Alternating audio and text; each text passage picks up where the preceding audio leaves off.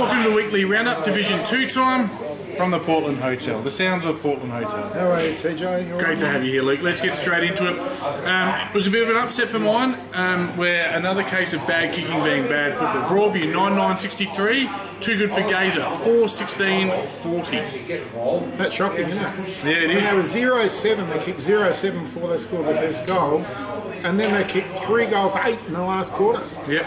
So 3 goals, 8 to 1 point. So it was 9-8 to 1-8 at three-quarter time. So any other news on this game, mate? Any other mail? Oh, The red card, wasn't it? yeah, I've heard about that. Apparently, one of the players had his hands on the footy and got red carded. I don't think either coach knows why he can get red carded having their hands on the footy, but apparently it was downgraded to yellow. But there was still a little bit of worry how you can still get yellow carded with having the hands on the footy. Yeah. Interesting. Such is life. Moving on for Broadview, it was Shepherd with 3. He was their best player. Slade and Fergus both kicked 2 for Gazer, mate. Yeah, for Gazer, David Loker kicked 2, Beadle kicked 2, they kicked the single, and Papa Christos, he kicked the single, the young fella. Best player is Benny Bioli. Now he's playing in the ruck now that Big Hines is having a little bit of a holiday there. Chris Redetti's been in great form of late. He's been there in the best in the last 3 or 4 weeks. Stevens also another one in good form. Tate Skinner, we saw him the other week play well, and so they were the better players for Gazer. There was all low-scoring games in Division 2, surprisingly. There were some high-scoring affairs. How about Floss Camden and Pembroke's quarter-time score? 2 points to 1 point. Something for the spectators in that. Yeah. And then Pembroke still on the 1 point at half-time. Anyway, they finished up Floss Camden 12-18-90, Pembroke 2-7, 2 goals 5-17. Floss Camden had 3 players kick 2 goals. That was O'Grady, Underwood and Cumming. Better players were Cross, Hay and Cumming. For Pembroke, For Pembroke, we've had Marini kick a goal, Pengelly kick a goal. Better players were Marini, must have been a good goal. We've had Williams, Marini, Holbrook, and LJ Connors. Now, he's a star, that bloke, LJ Connors, so very, very good player. hope you can hear us. But Cross Camden, way too good. Henley were too good for Atherstone, but only just. They 11 goals, 8-74. Henley, Athelston 11-3-69, so a 5-point margin there for the Sharks. For Henley, Thulis kicked 4, Longman and Bubbles Johncock both kicked 3. Brad Geddes, Williamson and Longman were their better players. Yeah, for Athelston, Luke Miranda kicked 4, Tarka kicked 3. Banner Stringer singles to Fisher, Bates, Owen and Dia Tabelli. Better players was Big Randa. We got Stewart, Owen, Cluse and Tarka. So I thought the Sharks might have won by a little bit more than that at Shark Park, and Athelston come to play and Certainly finished well, Atherstone, didn't they? I 6 think goals in the last quarter. when they played at Max Amber early in the year, Henley only just beat them on the siren there too. So they've had the wood over them, but only just Henley both times. A few points either side in both games. Unley Mercedes shot out of the gate against Old Iggy's at Hunter Park. It was Oldie at quarter time.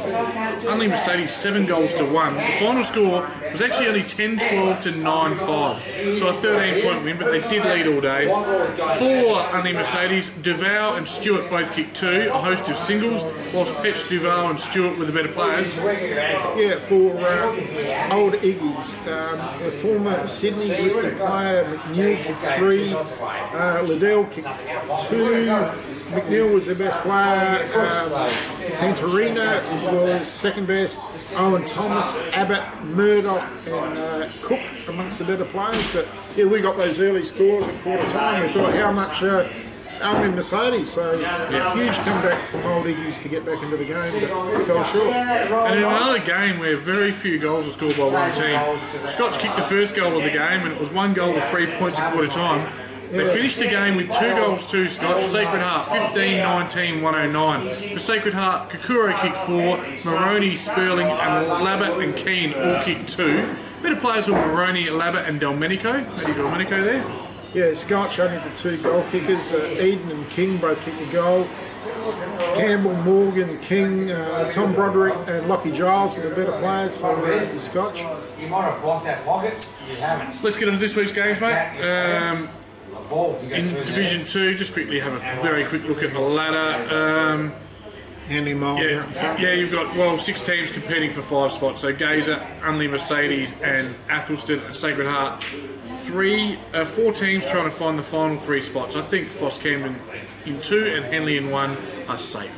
Pembroke and Henley at Haslam Oval. Henley by plenty. I couldn't mount a case for Pembroke just on current form. One of the big improvers and a team fighting out of the relegation zone. They now only sit percentage inside the relegation zone. They can get out of the relegation zone with a win today. Is Broadview. They take on Unley Mercedes, but it's at Kingswood, so I'm leaning towards the Jets. Yeah, they seem to play that ground really well. That rectangular, smallish sort of ground, and another ground where I think you've got to play on a few times, but I think you know the angles there. And yeah, only for me. Yep. Gazer take on Floss Camden. Floss Camden sitting second, Gazer sitting 5th. Gazer need to win this, but I think Heinze has 1 more week to go, doesn't he, in his suspension? I think so, yeah. I therefore can't tip against Floss Camden. We'll take the Phantoms. Yeah, it's just upset their balance a little bit, belly into the ruck, no one to kick forward. You know, they're probably robbing Peter to play Paul around the ground. Yeah, I'll go Foss. Scotch are bottom on 3 and 2. Can still sneak outside the relegation zone if they have a win against Old Iggies this week. This game, again, we've got 4 teams battling for 2 relegation spots down the bottom, haven't we? Can you see Scotch beating Old Iggies? Not based on scoring 2 goals last week. I mean, form, if you kick 2 goals, it means you're really struggling. I just can't mount a case. Yeah. We saw Old Ignatians against Gazer, and they were reasonably impressive in the patches, weren't they? Yeah, and they must have played well in the last 3 quarters against Unley Mercedes. Obviously, the first quarter, cost them the game, but based on form, you would have to say Old Iggies. And our game of the round is Sacred Heart and Athelston. It's 3rd versus 4th. They both sit 8 and 5. So, obviously, host, the winner, sits in the double challenge zone at the end of the game. It's at Sacred Heart. Who do you like? I've only seen Athelston play twice this year, same as you. We've seen them, they lost both times, so I still haven't probably seen their best side, although they're in good form. I'm going to go Athelston. I'll take Sacred Heart because it is at home. Again, without Lockie Barton, they don't seem like as a formidable amount. No, that's probably the reason I've gone with Athelston. Not with any great confidence. I think it'll be a good game of footy. Home ground advantage probably swings it back, but I'll just go Athelston. Beautifully done, Hose. It's been Division 2. We're back next week. Thank you.